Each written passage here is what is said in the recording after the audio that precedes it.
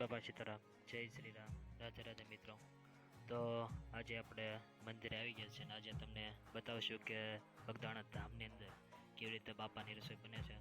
કેવડું વિશાળ રસોડું છે. તો ધીમે ધીમે અંદર જઈશું અને બાપાના રસોડાની મુલાકાત કરાવશું તમને. તો આપણી સાથે બન્યા રહેજો વિડીયોમાં. વિડીયો ગમે તો લાઈક કરી દેજો, શેર કરી દેજો અને કોમેન્ટ કરી દેજો મિત્રો. બાપા સીતારામ. ચાલો તો ધીમે ધીમે અંદર જઈશું મિત્રો.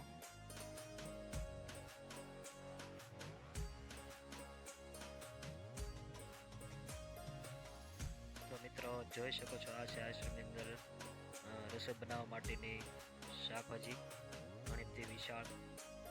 તો ધીમે ધીમે અંદર જઈએ મિત્રો, બીજું પણ બતાવીએ. અને આ છે વિશાળ રસોડું બગદાણા ધામનું, જ્યાં હજારોની સંખ્યામાં લોકો જમવા બેસે છે અને પંગતમાં લાઈનમાં બેસે છે મિત્રો. તમે જોઈ શકો કે બહારથી ઘણા બધા ગામથી અલગ અલગ મંડળો આવે છે અને અહીંયા સેવા પણ કરે છે. બધા જ બહેનોનો મંડળ છે અને સેવા કરી રહ્યા છે અત્યારે. ચાલો આગળ જઈએ થોડું.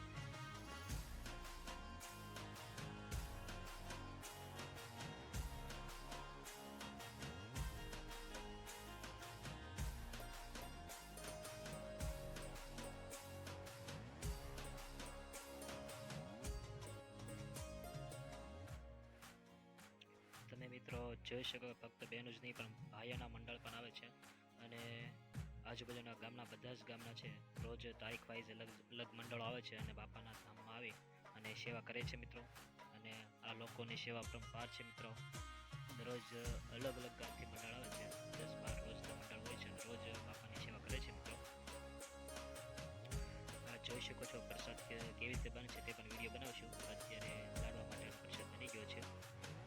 આગળ જોઈએ બીજું. તમે આ ટોપમાં જોઈશું મિત્રો કે ટોપની અંદર છે આપણે જમવા માટેની રસોઈ બને છે. શાકભાજી આમાં છે, શાક બનાવવામાં આવે છે. બાજુના ટોપમાં છે દાળ બનાવવામાં આવે છે. અને આ જોઈ શકો હમણાં આપણે પ્રસાદ બતાવી દીધી જે રીતે પ્રસાદ છે.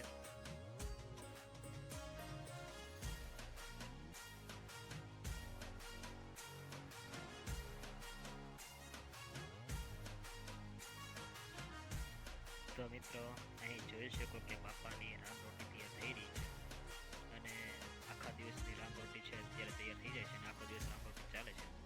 અને આ બહારથી લોકો આવે છે અને આશ્રમ તરફથી પગાર આપવામાં આવે છે મિત્રો. અને આખો દિવસ છે તેઓ કામ કરે છે અને રોટી બનાવે છે. તો જોઈ શકો છો સામે જોઈ શકો કે સેવકોની સેવા પરંપાર છે મિત્રો. ઘણી બધી સેવા કરે છે મિત્રો. જોઈએ આગળ. તમે જોઈ શકો કે મોટાથી માંડીને નાના અને નાનાથી માંડીને મોટા બધા જે સેવકો છે અહીંયા સેવા કરી રહ્યા છે. ચાલો આગળ જોઈએ.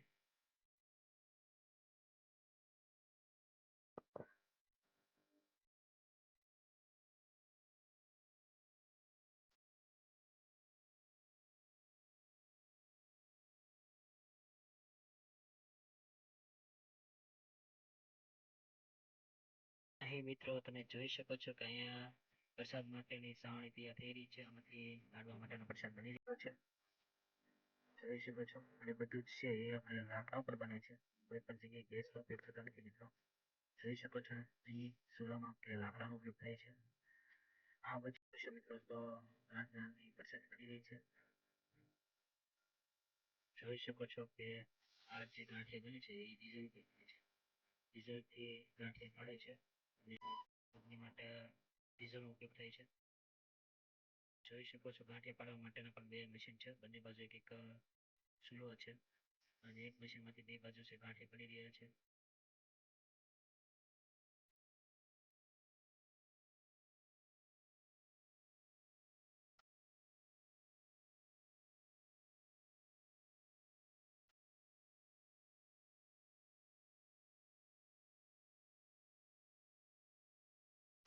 હમણાં મિત્રો તમે જોયું કે સાવણી બનતી હતી પ્રસાદ માટેની. હવે જે સાવણી બની ગઈ છે અને હવે આમાં ટોપમાં છે એ ઠલવાય છે. ટોપમાંથી ચોકીની અંદર જોઈ શકો છો કેટલા બધા સેવકો મિત્રો છે અને સેવા કરી રહ્યા છે.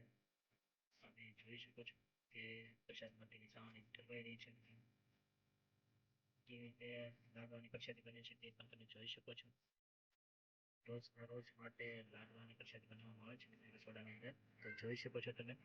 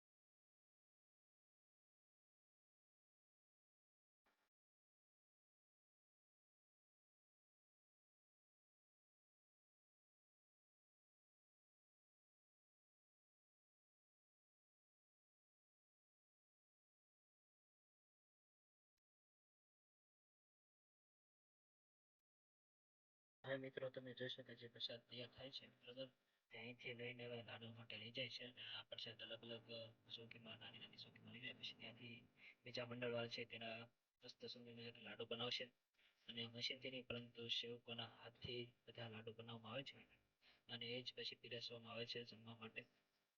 તો સામે જોઈ શકો કે સામે ચોકે લઈ જાય છે અને ત્યાં સેવાવાળા મંડળો છે તે લાડવા બનાવે છે મિત્રો.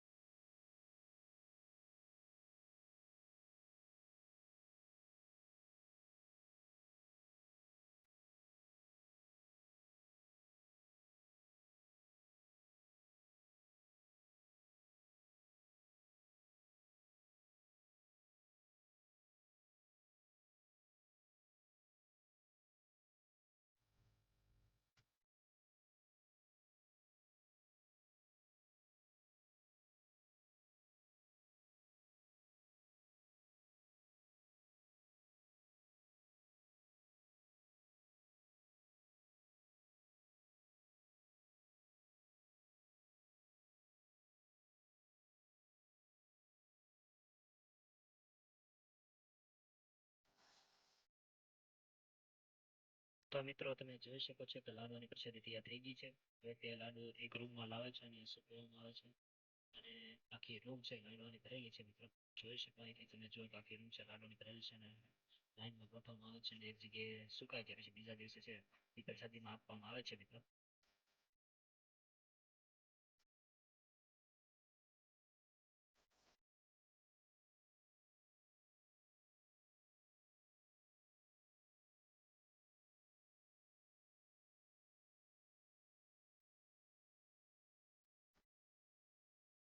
હમણાં આપણે જોયું હતું કે ગાંઠિયાની પ્રસાદી તૈયાર થઈ રહી હતી, ગાંઠિયા અત્યારે કમ્પ્લીટ થઈ ગયા છે અને ચોકીમાં રાખવામાં આવશે, પછી અહીંથી કોઠાની લઈ જવામાં આવે છે મિત્રો. અને જોઈ શકો વિશાળ રસોડું, સામે લોટ પણ પડેલો છે ચણાનો, જે માટે જમશે તે માટે લોટ પણ હોય છે.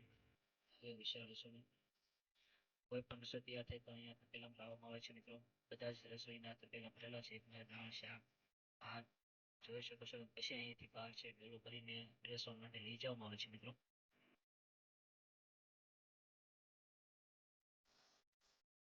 તો મિત્રો લાડવા માટેની ડોલ કમ્પ્લીટ થઈ ગઈ છે અને અહીંથી એક ડોલ લઈ જવામાં આવે છે. તમે પહેલા જોઈ શકો શાકના, આ બંનેમાં શાક ભરેલું છે. સામે ભાત દેખાઈ રહ્યા છે, ભાતની પ્રસાદી પણ જોઈ શકો છો.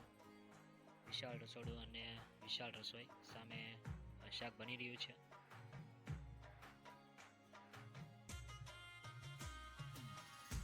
તો મિત્રો વિડીયો ગમતો તો લાઈક કરી દેજો, શેર કરી દેજો, કોમેન્ટ કરી દેજો. આજનો વિડીયો એટલે સુધી રાખીએ. વાપસ રામ, જય શ્રી રામ, રાધે રાધે.